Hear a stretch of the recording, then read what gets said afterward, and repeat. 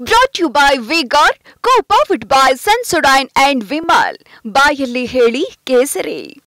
Associate sponsor Ultratech Cement. ಇನ್ನು ತನಿಖೆಯನ್ನು ಚುರುಕುಗೊಳಿಸಿರುವಂತಹ SIT ಈಗಾಗಲೇ ಎಲ್ಲರಿಗೂ ಕೂಡ ನೋಟಿಸ್ ಕೊಟ್ಟು ವಿಚಾರಣೆಗೆ ಹಾಜರಾಗೋದಕ್ಕೆ ಸೂಚನೆಯನ್ನು ಕೊಡ್ತಾರೆ. ಇದರ ಬೆನ್ನಲ್ಲೇ ಈಗ ಕಾರ್ತಿಕ್ ಕೂಡ ನೋಟಿಸ್ ಅನ್ನು ಕೊಟ್ಟಿದ್ದಾರೆ. ಪ್ರಜ್ವಲ್ ಮಾಜಿ ಕಾರು ಚಾಲಕ ಕಾರ್ತಿಕ್ ಈಗ ಏನು ನಾಪತ್ತೆ ಆಗಿದ್ದಾನೆ. ಹಲವು ಅನುಮಾನಗಳಿಗೆ ಕಾರಣವಾಗಿದೆ ಈಗ ಕಾರ್ತಿಕ್ನ ನಡೆ. ಒಂದ್ ಕಡೆ ಈಗ ಕುಮಾರಸ್ವಾಮಿ ಅವರು ಹೇಳ್ತಾರೆ ಮಲೇಷಿಯಾದಿಂದ ಈತ ವಿಡಿಯೋ ಮಾಡಿಬಿಟ್ಟಿದ್ದಾನೆ ಅಂತ ಹೇಳಿ. ಅಜ್ಞಾತ ಸ್ಥಳದಿಂದ ವಿಡಿಯೋ ಹೇಳಿಕೆಯನ್ನ ಏನ್ ಕಾರ್ತಿಕ್ ಕೊಟ್ಟಿದ್ದಾನೆ, ಆತ ನಿಜಕ್ಕೂ ಮಲೇಷಿಯಾದಲ್ಲಿದ್ದಾನ ಅಥವಾ ಬೇರೆ ಎಲ್ಲಾದ್ರೂ ಇದ್ದಾನ? ಇದು ಪ್ರಶ್ನೆ. ಎಸ್ಐಟಿ ವಿಚಾರಣೆಗೆ ಹಾಜರಾಗುವುದಾಗಿ ಈಗಾಗಲೇ ಕಾರ್ತಿಕ್ ಹೇಳಿದಾನೆ. ಈಗಾಗಲೇ ಕಾರ್ತಿಕ್ಗೂ ಕೂಡ ಎಸ್ಐಟಿ ನೋಟಿಸ್ ಕೊಟ್ಟಿದೆ, ವಿಚಾರಣೆಗೆ ಬಂದು ಹಾಜರಾಗಬೇಕು ಅಂತ ಹೇಳಿ. ಇನ್ನ ಕಾರ್ತಿಕ್ ನಾಪತ್ತೆ ಹಿಂದಿದ್ಯಾ? ಹಾಗಾದ್ರೆ ಪ್ರಭಾವಿಗಳ ಕೈವಾಡ, ಯಾರಾದ್ರೂ ಈತನನ್ನ ಹೊರದೇಶಕ್ಕೆ ಇವರೇ ಕಳಿಸ್ಕೊಟ್ಟಿದಾರ?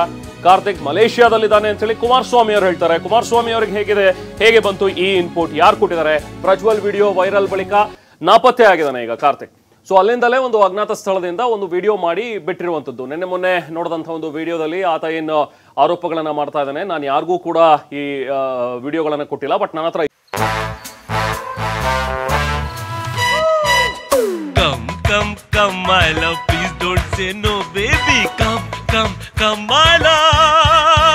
V-Guard ನ air coolers extra large cooling pad ನೊಂದಿಗೆ ಇದು ಎಂತೆಂಥವರನ್ನು ಕೂಲ್ ಆಗಿಸುತ್ತೆ. V-Guard air coolers, long lasting cooling.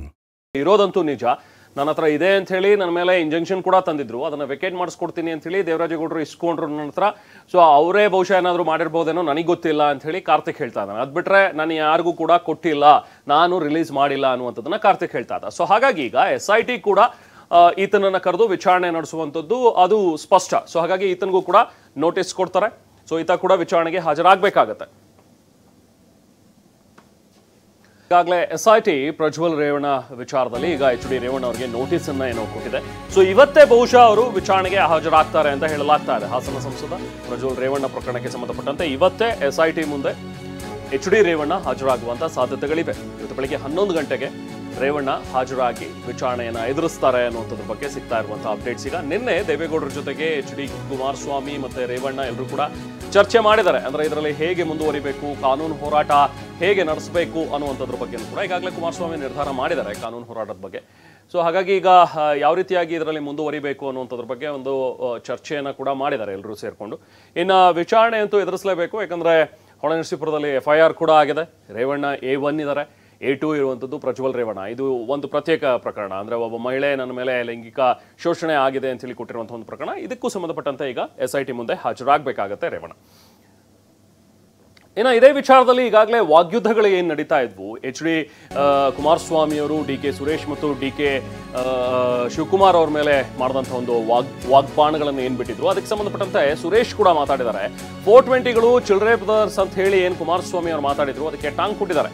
Tweet ಮೂಲಕ ಕುಮಾರಸ್ವಾಮಿಗೆ DK ಸುರೇಶ್ ಈಗ ಕೌಂಟರ್ ಕೊಟ್ಟಿದ್ದಾರೆ. ಇಡೀ ರಾಜ್ಯ ತಲೆ ತಗ್ಸುವಂತಹ ಚಿಲ್ರೆ ಕೆಲಸ ಮಾಡಿರೋದು ನಿಮ್ಮ ಮಗ, ನಮ್ಮನ್ನ ನೀವು ಚಿಲ್ರೆಗಳು ಅಂತ ಹೇಳಿ ಕರಿಬೇಡಿ.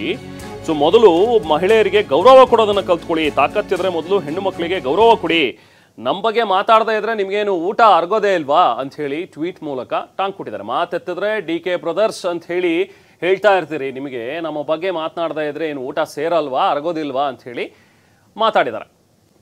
Brought to you by V-Guard, co-powered by Sensodyne and Vimal. ಬಾಯಲ್ಲಿ ಹೇಳಿ ಕೇಸರಿ. Associate sponsor Ultratech Cement.